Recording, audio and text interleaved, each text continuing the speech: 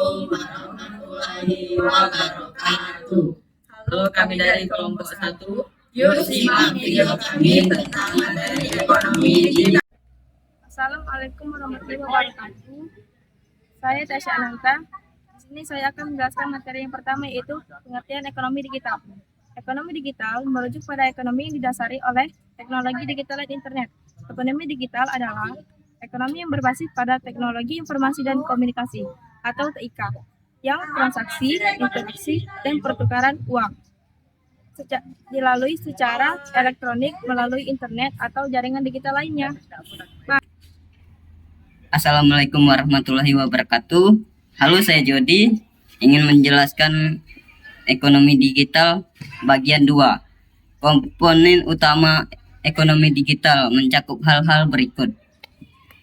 Terbagi dalam 4 bagian, yaitu yang pertama, infrastruktur digital. Yang kedua, platform digital seperti e-commerce, media sosial, marketplace, dan mobile application yang memfasilitasi transaksi dan interaksi. Yang ketiga, data. Dan yang keempat, terakhir, layanan dan aplikasi mencakup software, aplikasi, dan layanan digital lainnya. Oke, terima kasih. Itu yang dapat saya sampaikan. Assalamualaikum warahmatullahi wabarakatuh. Perkenalkan, nama saya Ramanda. Saya ingin menjelaskan ekonomi digital bagian 3, yaitu karakteristik ekonomi digital. 1. Pengetahuan. 2. Secara digital. 3. Secara virtual. 4. Menjadi molekul kecil.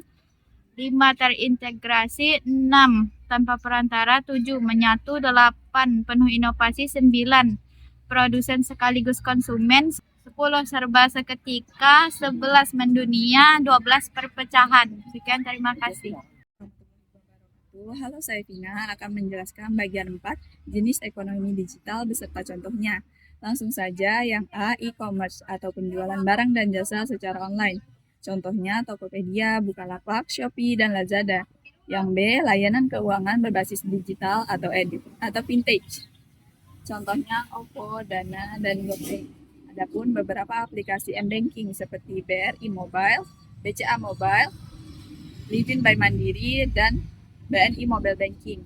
Yang C, jenis ekonomi digital dalam bidang pendidikan berbasis teknologi atau edutech. Contohnya Ruang Guru, Google Classroom, Zenius, Rumah Belajar, dan Wiper School. Yang D, jenis ekonomi digital dalam bidang layanan kesehatan yang didigitalisasi seperti konsultasi dokter online. Contohnya Halodoc, Halodokter, YesDoc, dan Klik Dokter.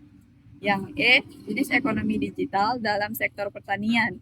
Contohnya drone spraying, traktor, dan mesin transplanter.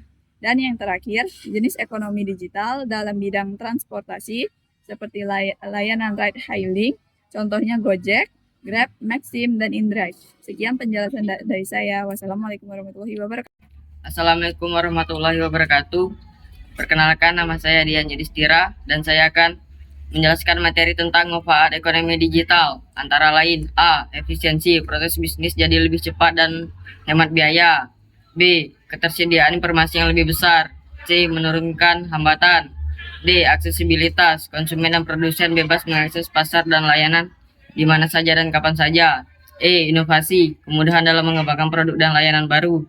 F. Inklusi, masyarakat yang sebelumnya terpinggirkan dapat mengakses layanan keuangan, pendidikan, dan layanan lainnya.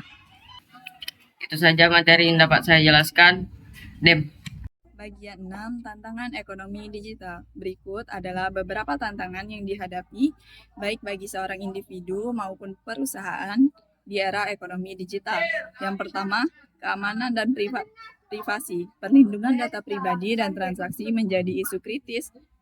Dibutuhkan peningkatan keamanan agar para pengguna internet bisa mengakses semua layanan ekonomi digital tanpa khawatir peretasan dan pencurian data. Yang kedua, kesenjangan digital. Tidak semua orang ataupun daerah memiliki akses yang sama terhadap teknologi. Yang ketiga, regulasi atau pembatasan yang dibuat oleh pemerintah untuk menciptakan pasar yang adil dan efisien. bagi konsumen dan produsen.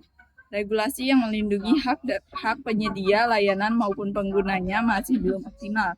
Kebijakan dan regulasi yang belum adaptif dengan perkembangan teknologi ini menjadi salah satu tantangan di era ekonomi digital. Dan yang terakhir, disrupsi pasar atau perubahan besar yang terjadi ketika inovasi teknologi mengganggu stabilitas lingkungan bisnis dan mengikis status quo. Teknologi dapat menggantikan pekerjaan tradisional. Hal ini dapat menciptakan kebutuhan untuk pelatihan ulang dan adaptasi. Sekian materi dari saya. Assalamualaikum warahmatullahi wabarakatuh. Saya Rahman akan membawakan ciri khas ekonomi digital. Yang pertama, bergantung pada teknologi informasi seperti komputer, internet, perangkat mobile, dan platform digital lainnya. Yang kedua, global dalam lingkup. Ciri khas utama ekonomi digital adalah kemampuannya untuk menjangkau pasar global dengan relatif mudah. Yang ketiga, pemodelan bisnis baru. Ekonomi digital mendorong munculnya berbagai model bisnis baru seperti e-commerce, layanan langganan, pasar digital, dan platform berbagi. Yang keempat, data.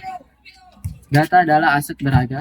Bisnis mengumpulkan dan menganalisis data pelanggan untuk memahami perilaku konsumen, mengoptimalkan proses bisnis, dan mengambil keputusan yang lebih baik.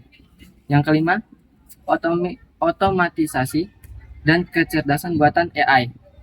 Proses otomatisasi membantu meningkatkan efisiensi, sedangkan AI memberikan wawasan yang lebih dalam melalui analisis data canggih. Sekian dari saya, terima kasih. Bagian 8, dampak positif ekonomi digital. Berikut dampak yang terlihat ketika dunia digital semakin berkembang, diantaranya 1. Ekonomi digital semakin merata, transaksi perekonomian yang semakin cepat, mudah, dan lain sebagainya. 2. Akses pendidikan yang semakin cepat dengan adanya les online. 3. Dalam kehidupan sosial menjadi landasan untuk melakukan pembangunan ekonomi inklusif sehingga usaha kecil dapat berkembang. 4. Adanya pemberdayaan SDM yang baik. Sekian, terima kasih. 9 yaitu cara memanfaatkan ekonomi digital untuk pengusaha. Ada beberapa cara yang dapat dipilih memaksimalkan ekonomi digital, di antaranya 1. Gunakan aplikasi untuk mempermudah kegiatan operasional. 2. Membuat situs untuk meningkatkan brand awareness. 3. Sediakan layanan pesan antar. 4. Iklanan produk dari media sosial. Bagian 10, pertumbuhan dan pembangunan dalam ekonomi digital. Di antaranya, pertama, mendorong pertumbuhan ekonomi. Kedua, mendorong pembangunan ekonomi dalam bentuk inklusi. 3. Transformasi sektor ekonomi. Keempat, pembukaan peluang baru. Kelima, tantangan pembangunan. Dan yang terakhir, 6. Kolaborasi publik dan swasta. Oke, terima kasih. Thank you for watching. Bye. 다음에 또 만나요.